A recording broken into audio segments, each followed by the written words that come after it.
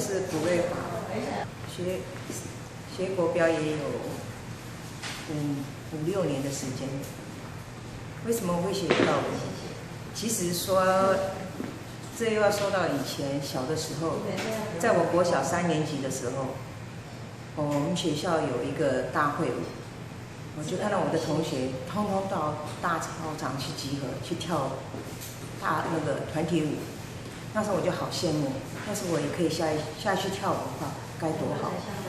从小我就这样有这种梦想，一直想要学跳舞。可是对我们下半肢残障的人来讲，如果说要学跳舞的话，真的是很难，因为本身自己的平衡感就不够，更何况跳舞是靠2只脚在跳。一直到我长大20几岁的时候，有一次，那时候我的工作是肢体伤残自强协会的总干事。当时在民国79年的时候，办一场全国性的残障朋友的才艺表演。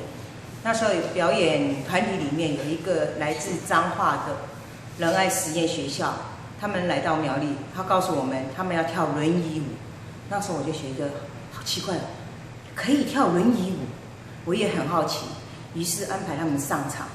结果他们表演的是现代，哇，好棒！坐在轮椅上在跳舞，利用他的上半身的肢体语言表现那个力与美，让我也好羡慕。然后我就在想说，如果那时候苗栗有这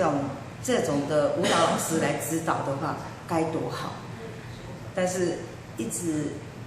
等待，一直在等待，中间这个也是我也走入家庭了以后，有一年。我们苗栗终于有了，就是我们现在这边有音舞蹈社提供的场地，让我们来学这个轮椅国标舞。没想到我们坐在轮椅上面还可以跳国标舞，哦，真的是太棒了！尤其国标舞里面的伦巴，那个美，那柔软的美，还有恰恰跟上把的热情的美，都让我们在借用轮椅，然后再表现自己的那种。美跟享受在音乐里面的那种享受那种情境，真的是太棒了。所以我知道有这个讯息以后，我马上就来参加报名，一直跳到现在。然后我又很感谢我们这个指导老师赖老师，他有一句话就是说，没有教不会的学生，只有自己不够努力。所以我在想，我在这个领域里面，我承认我自己不够努力，可是我很享受在这个舞蹈的音乐里面这种表现，尤其每次不管是在练习或者表演的情况下，只要音乐一下，我整个人都投入在那里面，我就好享受这种音乐里面，然后让我慢慢借用轮椅的力量，然后再表现我肢体上的运作跟享受这个音乐的力跟美在里面，所以我很喜欢，所以也很感谢我们这社会单位、社会的人士也好，县政府的资源也好，大家的支持跟鼓励。尤其我们近几年来，常常老师带着我们到大小的场合里面去表演。我最享受的就是除了音乐以外，还有就是在座的掌声，那种热烈的掌声。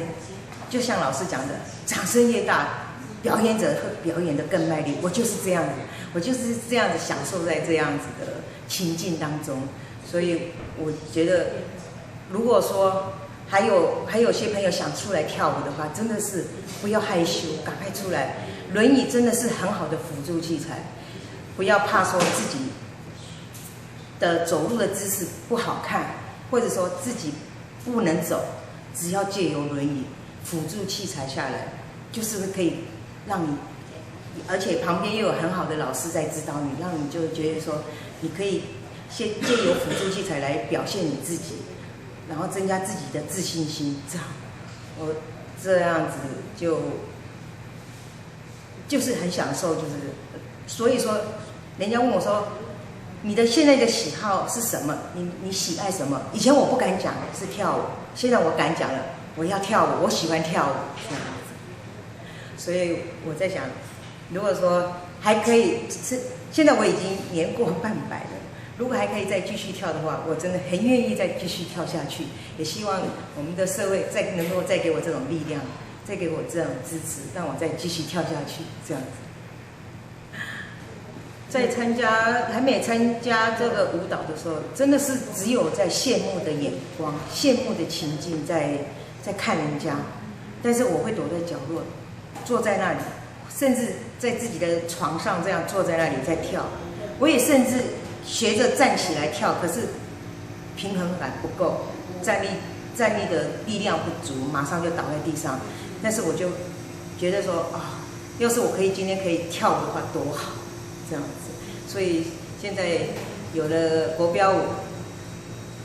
这样的带动，然后我们国标舞其实还有一个站立者，那我们的站立者也是真的发挥了很大的爱心跟耐心来带领我跳这个国标舞。虽然说国标是人家讲的要男女生抱在一起，其实错了。只要我们真的用心，把心享受在这个音乐，跟着给站立者带领着我们这样跳的话，随着节拍在跳，这样子其实真的是很好的另外一种美的运动。这样子不一定运动一定要是什么游泳或者什么打什么球啦，但是我觉得还是跳舞这个运动是最好的，然后可以带给你很漂亮的立意跟美这样子。肢体语言那些会比一般运动来讲更柔和，更有力道。其实我们跳舞还是有用到力的哦，譬如说在扭腰的时候，虽然说你们看不到我们扭腰，但是我们的上半身的扭动也是有一个力量在扭哦。常常老师在讲的，你的身体要带动，要去带动，不是你的肩膀去带动。你如果借由身体带动的话，会比较有力量，而且会更美这样子。因为有音舞蹈社它特别组织的这一个我们轮椅国标舞的一个群组，所以在这一群里面给我们苗栗县等也是增了不少的光。那都是因为都是你们的一个努力。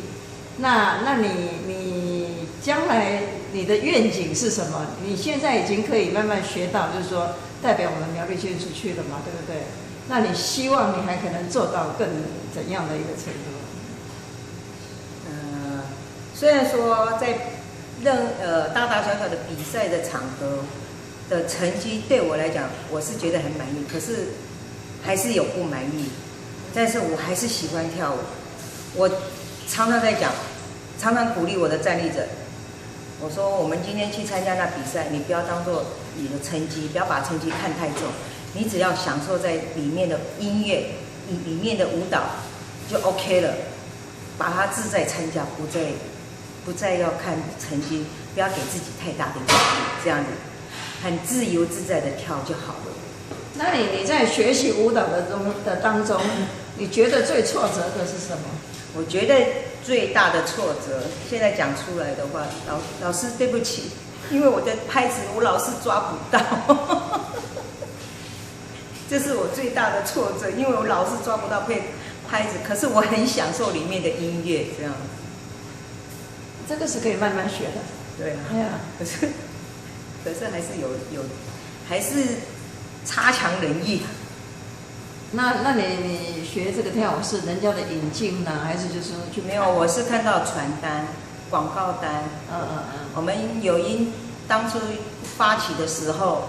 他在借由我们的有一个苗栗县肢残协会的会训的传阅，让我看到这个传单以后，我就主动到这边来，赶快就来这边报名。那就表示说你本身对舞蹈的爱好就是有一股的向往。对对对。所以你就想，我一生我就想要把它踏进去就对了。我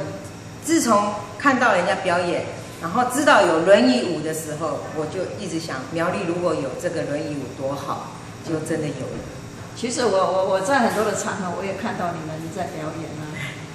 因为你们那个叶老师他时常带我们，他办很多的这些的轮椅的活动，然后再加上青少年活动嘛。那青少年活动有时候我们也会去做评审嘛，有时候没事就看到你们在表演，那种的舞姿，然后那个努力，大家都看得到，其实对你们非常的欣赏。觉得说能够在这样的一个对一般人来讲是做不到的人的，你们还做得比他们还更好。真的是，其实也不是说我们，只是我们比一般常人有一个缺陷，后天造成的缺陷，无法补足的缺陷，但是我们是借由辅助器材来完成我们的梦想。就像我们跳轮椅国标舞，它有轮椅这种舞蹈式的轮椅，或者说另外一种轮椅来给我们当我们的脚，然后再由站立者带领着我们跳一些舞步，这样享受在音乐里面，然后发挥自己的肢体语言，这样子，我觉得这个是真的是怎么讲？社会在进步了，人的心情也要放开，不要再闷在自己的象牙塔里面这样子。所以你学了舞蹈，人生是没有什么遗憾的地方。没有什么，好高兴。尤其我每个礼拜四、礼拜天来这边上课，跟这些小朋友，哦，好棒，好棒，好阳光。尤其这些小朋友，他们都很有耐心的指导我们。虽然说我们常常跳错、出错怎么样，但是还是在欢笑中，我们在欢笑中，在学习中这样子。那不是蛮不错的，因为跟年轻人在一起的话，他们的律动会带动你们，他们的青春也带动你们，对，让你觉得就说我就是跟他们也是差不多，我们两个之间也是可以互动的。对，尤其站立者他们那种活力，真的是带动我们那种更跳跃的活力。甚至我感觉有时候我在跳上马的时候，他们那种活力好像，甚至我好像我已经站起来，我自己会用脚跳了，不用再靠轮椅了，我自己可以跳了这样子。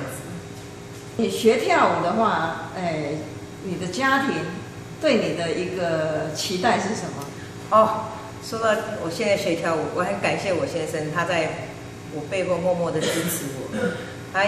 我每次讲说，我要去哪里表演哦，你要去哪里，我没办法陪你去。他也没有说不高兴或者怎么样，他就说好啊，你去跳舞啊，好，我载你去，或者说你自己去，他都在支持，很无言的支持我。但是我觉得说，我也很感谢他，他不会说因为我跳舞耽误到他的有一些的行程这样子。他有时候有人说，你为什么不找你老公一起来跳呢？其实我发现有时候夫妻并不是共同的嗜好在同一个点里面。甚至这样子，他只要另一方面支持你，就是支持你不要去阻碍你的话，我是觉得说真的是很感谢他的无私跟他的默默的支持我，这是最大的力量。这样反而增进夫妻之间的对，变成说大家之间都有一个默契，无言胜有情。对，他也不会干涉我，我也不会去耽误他这样子。他给你最大的发挥的一个，对，他给我很大的空间，就给你的空间，然后你不会有压力，